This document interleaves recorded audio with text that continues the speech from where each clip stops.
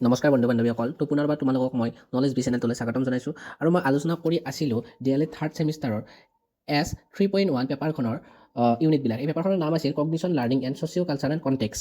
মই আগৰ ভিডিঅ'টোত ইউনিট 3 কগনিশ্যন এণ্ড লাৰ্ণিং টপিকটোৰ ওপৰত আলোচনা কৰিছিলোঁ। তাত তিনিটা টপিক আছিল। 3.1ত কনষ্ট্ৰাক্টিভিজমৰ কথা আছিল, 3.2ত আছে ভাইগস্কিট থিয়ৰী, আৰু 3.3ত আছে ইনফৰমেশ্যন প্ৰচেছিং এপ্ৰচেছ। আগৰ ভিডিঅ'টোত মই 3.1ৰ বিষয়ে আলোচনা কৰিছিলোঁ। আজি মই 3.2 Vygotsky theory, introduction general genetic law, concept of ZPD, implication of Vygotsky theory in teaching learning, এই টপিকটোৰ বিষয়ে আলোচনা কৰিম।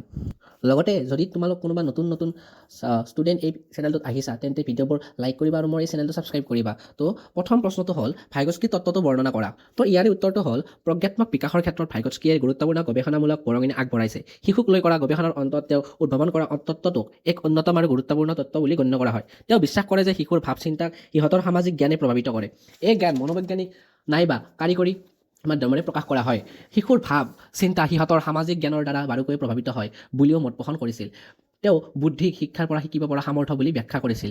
তেওঁৰ ব্যাখ্যাক অধিক জ্ঞানযুক্ত ব্যক্তি নাইবা শিক্ষকৰ প্ৰয়োজনীয়তা বুজোৱা সংকেত বুলিও ক'ব পাৰি। এটি শিশুৰ জীৱনক প্ৰভাৱিত কৰা এই অধিক জ্ঞানযুক্ত ব্যক্তিগৰাকী, অৰ্থাৎ মোৰ নলেজেবল আদাৰ অৰ এইটোক আমি শ্বৰ্ট ফৰ্মত লিখিব পাৰোঁ MKO, অভিভাৱক, শিক্ষক, প্ৰশিক্ষক, বিশেষজ্ঞ, বৃত্তিজীৱী নাইবা যিকোনো ব্যক্তি হ'ব পাৰে। ভাইগস্কিৰ মতে যিকোনো মানসিক কাৰ্য যেনে চিন্তা কৰা নাইবা ভাষাৰ বিকাশ ঘটা কাৰ্যটো মানুহৰ বিকাশ ক্ৰমছোৱাত দুৱাৰ দেখা পোৱা যায়। তো প্ৰথমে কোনো এক মানসিক কাৰ্য ব্যক্তিৰ বাহ্যিক জগতখনক দেখা দিয়ে। শব্দ অথবা সমস্যা সমাধানৰ কৌশলবোৰৰ দৰে কিছুমান সাংস্কৃতিক আহিলাৰ সৈতে যেতিয়া শিশুৰ পৰিচয় ঘটে, তেতিয়া এনে বাহ্যিক কাৰ্য প্ৰকট হয় বুলি ক'ব পাৰি। শিশুৱে পোনপ্ৰথমবাৰৰ বাবে কোনো এক কাম কৰিবলৈ যিবোৰ আহিলা প্ৰয়োগ কৰে, সেইবোৰ সিহঁতে নিজে আহৰণ কৰা আহিলা নহয়। এই আহিলাবোৰ সিহঁতে সামাজিক পৰিৱেশৰ পৰা ধাৰলৈ লয়। সময় পাৰ হোৱাৰ লগে লগে সিহঁতে আহিলাবোৰ বাৰে বাৰে ব্যৱহাৰ কৰিবলৈ শিকে। নিয়মীয়া ব্যৱহাৰ আৰু অভ্যাসৰ দ্বাৰা সিহঁতে আহিলাবোৰ আয়ত্তধীন কৰে আৰু সিহঁতৰ নিজৰ কৰি লয়। কোনো বস্তু আয়ত্তধীন কৰিবলৈ বস্তুটো প্ৰথমে নিজস্ব সত্তাৰ সৈতে সংযুক্ত কৰিব লাগিব। এই দক্ষতাটো শিক্ষণ প্ৰক্ৰিয়াৰ দ্বাৰা আহৰণ কৰিব পাৰি। ভাইগস্কিয়ে বিশ্বাস কৰিছিল যে ভাষা আৰু চিন্তা কৰা দুটা পৃথক মানসিক কাৰ্য। তেওঁৰ মতে দুয়োটা বিষয়ৰে বিকাশৰ স্তৰবোৰ ভিন ভিন। তাৰপিছত এটা কনচেপ্ট আছিল জেনেৰেল জেনেটিক ল। এইটোৰ বিষয়ে মই এটা দীঘল নোট দি দিছোঁ যে জেনেৰেল জেনেটিক ল অৰ্থাৎ সাধাৰণ জিনীয় নিয়ম। ভাইগস্কিৰ সাধাৰণ জিনীয় আইন হৈছে সাংস্কৃতিক বিকাশৰ এক মূলভূত নীতি। এই আইনত বৰ্ণনা কৰা হৈছে যে মানৱজ্ঞানীয় বিকাশ বা মানসিক কাৰ্যসমূহ দুটা পৰ্যায় অতিক্ৰম কৰি গঠিত হয়। তো প্ৰথমটো হৈছে সামাজিক পৰ্যায় আৰু দ্বিতীয়টো হৈছে ব্যক্তিগত পৰ্যায়। তো সামাজিক পৰ্যায়ত প্ৰথমতে যিকোনো নতুন জ্ঞান, চিন্তা বা কাৰ্য সামাজিক পৰিৱেশত অন্য ব্যক্তিসকলৰ লগত কথোপকথনৰ জৰিয়তে গঠন হয়। শিশুৱে অভিভাৱক, শিক্ষকৰ লগত বন্ধু বান্ধৱৰ পৰা এই পৰ্যায়ৰ জ্ঞান আহৰণ কৰে।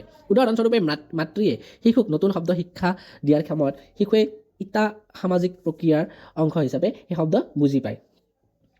2 নম্বৰটো হৈছে ব্যক্তিগত পৰ্যায়। এই পৰ্যায়ত সামাজিক পৰিৱেশত আহৰণ কৰা জ্ঞান ব্যক্তিগতভাৱে শিশুৰ ভিতৰত অন্তৰ্ভুক্ত হয়, অৰ্থাৎ শিশুৱে সেই জ্ঞানক নিজৰ ভিতৰত এক স্থায়ী অংশ হিচাপে গঢ়ি তোলে। এই পৰ্যায়ত জ্ঞান আৰু চিন্তা প্ৰক্ৰিয়া আত্ম উন্নয়ন আৰু ব্যক্তিগত বিকাশত সহায় কৰে। ভাইগস্কিৰ মতে যিকোনো মানসিক বিকাশ প্ৰথমে সামাজিক ৰূপত দেখা যায় আৰু তাৰ পিছত ব্যক্তিগত ৰূপত স্থান পায়। তেওঁ এই ধাৰণাক এইদৰে ব্যাখ্যা কৰিছিল: প্ৰত্যেক মানসিক কাৰ্য প্ৰথমে আন্তঃমানৱিক হয় আৰু তাৰ পিছত আন্তঃমানৱিক হিচাপে বিকাশ লাভ কৰে। উদাহৰণস্বৰূপে ভাষা শিকাৰ ক্ষেত্ৰত শিশুৱে প্ৰথমে পৰিয়াল বা সমাজৰ পৰা শব্দ আৰু বাক্যাংশ শিকে, তাৰ পিছত সেই ভাষা ব্যক্তিগত চিন্তাৰ মাধ্যম হৈ পৰে। ভাইগস্কিৰ সাধাৰণ জিনীয় আইন শিক্ষা আৰু বিকাশৰ ক্ষেত্ৰত এক গুৰুত্বপূৰ্ণ অৱদান। ই দেখুৱাই দিয়ে যে সামাজিক আৰু সাংস্কৃতিক পৰিৱেশৰ ভূমিকা মানসিক বিকাশৰ মূল আধাৰ। ভাষা, চিহ্ন আৰু অন্য সাংস্কৃতিক উপাদানবোৰ ইয়াৰ বিকাশত অত্যন্ত প্ৰয়োজনীয়। তাৰপিছৰ কনচেপ্টটো আছিল যে কনচেপ্ট অফ জেপিডি। জেপিডিৰ ফুল ফৰ্মটো হৈছে জ'ন অফ প্ৰক্সিমেল ডেভেলপমেণ্ট, অৰ্থাৎ অসমীয়া ৰূপটো হ'ব সমীপৱৰ্তী বিকাশ মণ্ডল। ইয়াৰে মই এটা দীঘল নোট দি দিছোঁ। তো ভাইগস্কিয়ে এটা সমীপৱৰ্তী বিকাশ মণ্ডলৰ বৰ্ণনা কৰিছিল। এইটো তেওঁৰ তত্ত্বৰ মূল বিশেষত্ব। সমীপৱৰ্তী বিকাশৰ দুটা স্তৰ আছে। প্ৰথম স্তৰটো হ'ল এইটো শিশুৰ বিকাশৰ সাম্প্ৰতিক স্তৰ। আনৰ পৰা কোনো সহায় নোলোৱাকৈ শিশুৱে কি কৰিব পাৰে, এই স্তৰটোৱে সেয়া বৰ্ণনা কৰে। যেনে এই স্তৰৰ শিশুৱে সৰু কাঠ নাইবা কাগজৰ টুকুৰাৰ দ্বাৰা ঘৰ সাজিব পাৰে। তো দ্বিতীয় স্তৰটো হ'ল এইটো শিশুৰ বিকাশ সম্ভাৱনীয়তাৰ স্তৰ। শিশুৱে নিজতকৈ পাৰ্গত আন ব্যক্তি অথবা শিক্ষকৰ সহায় লৈ কেনেধৰণে সম্ভাৱনাপূৰ্ণ কাম কৰিব পাৰে, এই স্তৰটোৱে সেয়া বৰ্ণনা কৰে। যেনে এই স্তৰৰ শিশুৱে বিভিন্ন ৰঙৰ ব্লক ব্যৱহাৰ কৰি দুমহলীয়া ঘৰ সাজিব পাৰে। প্ৰথম আৰু দ্বিতীয় স্তৰৰ মাজৰ পাৰ্থক্যকে সমীপৱৰ্তী বিকাশ মণ্ডল বুলি কোৱা হয়। ভাইগস্কিৰ মতে অভিজ্ঞ ব্যক্তিৰ সহায়ত শিশুৱে আগতে জনা কথাৰ সৈতে জড়িত নতুন জ্ঞান আহৰণ কৰিব পাৰে। অৱশ্যে শিশুৰ বোধশক্তিৰ সৈতে মিলাকৈ এই জ্ঞান উপযুক্ত হ'ব লাগিব। সমীপৱৰ্তী বিকাশ মণ্ডলৰ অন্তৰ্ভুক্তি নোহোৱা যিকোনো বস্তুৰ বিষয়ে শিশুৱে বুজাত অসুবিধা পায়। শিশুৱে তেতিয়ালৈকে বিষয়টো শিকিব নোৱাৰে যেতিয়ালৈকে সিহঁতৰ জেপিডিৰ পৰিৱৰ্তন নহয়।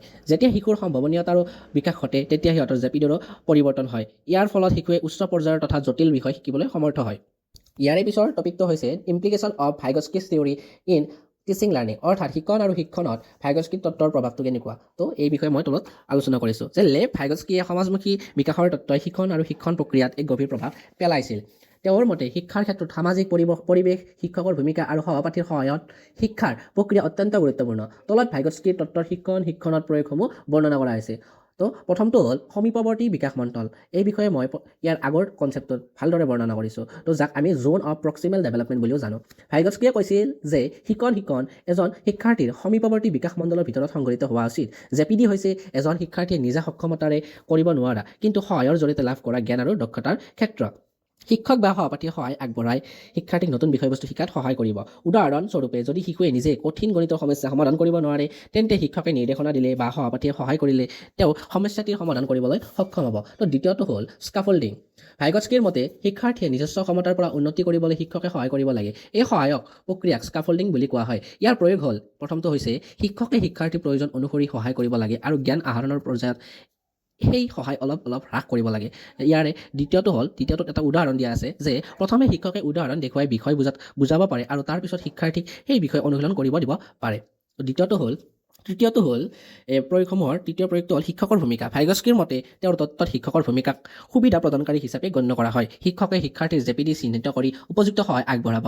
শিক্ষকে সামাজিক কথোপকথনৰ জৰিয়তে শিক্ষাৰ্থীৰ চিন্তাধাৰা আৰু জ্ঞানৰ বিকাশ সাধন কৰে। শিক্ষকে পঢ়োৱা বিষয় সহজ ভাষাত বুজাই উদাহৰণ আৰু বাস্তৱ ভিত্তিক কাৰ্যকলাপৰ মাধ্যমে শিক্ষাৰ্থীক সহায় কৰিব লাগে। তো 4 নম্বৰ প্ৰয়োগটো হৈছে ভাষাৰ ভূমিকা। ভাইগস্কিয়ে ভাষাক চিন্তাৰ বিকাশৰ এক মূল মাধ্যম হিচাপে গণ্য কৰিছিল। শিক্ষণৰ সময়ত ভাষাৰ সঠিক ব্যৱহাৰ শিক্ষাৰ্থীক চিন্তন ক্ষমতা আৰু সমস্যা সমাধানৰ ক্ষমতা বৃদ্ধি কৰে।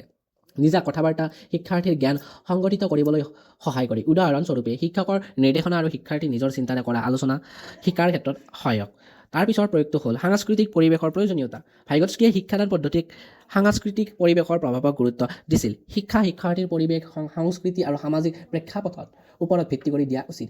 শিক্ষণৰ সামগ্ৰীবোৰ স্থানীয় পৰিৱেশ আৰু সংস্কৃতিৰ সৈতে সম্পৰ্কিত হ'লে শিক্ষাৰ্থীৰ বাবে বেছি উপকাৰী হয়। ভাইগস্কিৰ তত্ত্ব শিক্ষণৰ ক্ষেত্ৰত এক সৃজনশীল পদ্ধতি প্ৰদান কৰে। ইয়াৰ জৰিয়তে শিক্ষকে শিক্ষাৰ্থীৰ সক্ষমতা আৰু সীমাবদ্ধতা চিহ্নিত কৰি সামাজিক কথোপকথন আৰু সহায়ৰ জৰিয়তে শিক্ষা অধিক ফলপ্ৰসূ কৰি তোলে। এইখিনিয়ে আছিল ভাইগস্কিছ থিয়ৰীৰ ওপৰত ধাৰণাকেইটা। তো মই নেক্সট ভিডিঅ'ত ইউনিট 3.3 সেইটো যিটো লাষ্ট এটা টপিক সেইটোৰ বিষয়ে আলোচনা কৰিম। গতিকে তোমালোকে এই ভিডিঅ'টোত দিয়া নোটছবিলাক লিখিবা যিটোৱে পৰীক্ষাত তোমালোকক গুৰুত্বপূৰ্ণভাৱে সহায় কৰিব। গতিকে নেক্সট ভিডিঅ'ত তোমালোকে 3.3 ইনফৰমেশ্যন প্ৰচেছিং এপ্ৰ'চ এই বিষয়ে মই আলোচনা কৰিম। যদি ভিডিঅ'টো তোমালোকে ভাল পালা তেন্তে লাইক কৰিবা আৰু ভিডিঅ'টো শ্বেয়াৰ কৰি দিবা। লগতে এটা কমেণ্ট দি দিবা। যদি কিবা ইয়াতে ভুল হৈছে মোক কমেণ্টত ভালদৰে লিখি দিবা আৰু চেনেলটো ছাবস্ক্ৰাইব কৰিবা। ধন্যবাদ।